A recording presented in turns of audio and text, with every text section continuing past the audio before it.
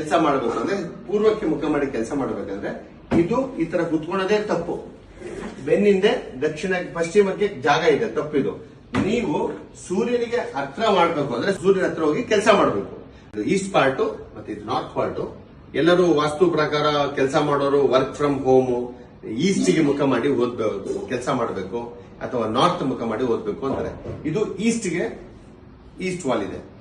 East facing ಅಲ್ಲಿ West side ಗೋಡೆ ಇದೆ ನೋಡಿ. ನಾವು ಇಲ್ಲಿ ಚೇರ್ ಹಾಕೊಂಡು ಕುತ್ಕೊಬೇಕು, ಮತ್ತೆ ಇಲ್ಲಿ ಟೇಬಲ್ ಇಟ್ಕೊಬೇಕು. ಪೂರ್ವಕ್ಕೆ ಮುಖ ಮಾಡಿ ಓದ್ಬೇಕು ಅಥವಾ ಪೂರ್ವಕ್ಕೆ ಮುಖ ಮಾಡಿ ಕೆಲಸ ಮಾಡಬೇಕು. ಪೂರ್ವದ ಗೋಡೆಗೆ ಹೋಗಿ ನೀವು ಕೆಲಸ ಮಾಡೋದ್ರಿಂದ ಸೂರ್ಯ ನಿಮಗೆ ದೂರನೇ ಇರ್ತಾನೆ. ಈ ರೀತಿ ಮಾಡೋದು ತಪ್ಪು.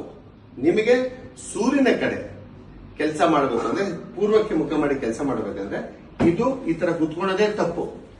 ಬೆನ್ನಿಂದೆ ಪಶ್ಚಿಮಕ್ಕೆ ಜಾಗ ಇದೆ, ತಪ್ಪಿದು.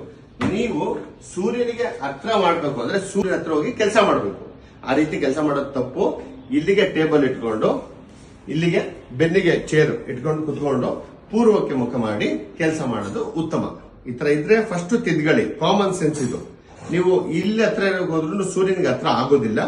ಸೂರ್ಯನ ಹತ್ರನೇ ಹೋಗ್ಬೇಕಾಗುತ್ತಂದ್ರೆ ಸೂರ್ಯನಿಗೂ ನಿಮ್ಗೂ ತುಂಬಾ ಹತ್ರ ಇಲ್ಲ, ದೂರ ಇದೆ. ಹಾಗಾಗಿ ಈ ತರ ಇದ್ರೆ ಫಸ್ಟ್ ನೀವು ಈ ಕಡೆ ಬಂದು ಪಶ್ಚಿಮದ ಗೋಡೆಗೆ ಬೆನ್ನಿದ್ದು ಪೂರ್ವಾಭಿಮುಖವಾಗಿ ಕೆಲಸ ಮಾಡಿ, ಒಳ್ಳೆಯದಾಗುತ್ತೆ.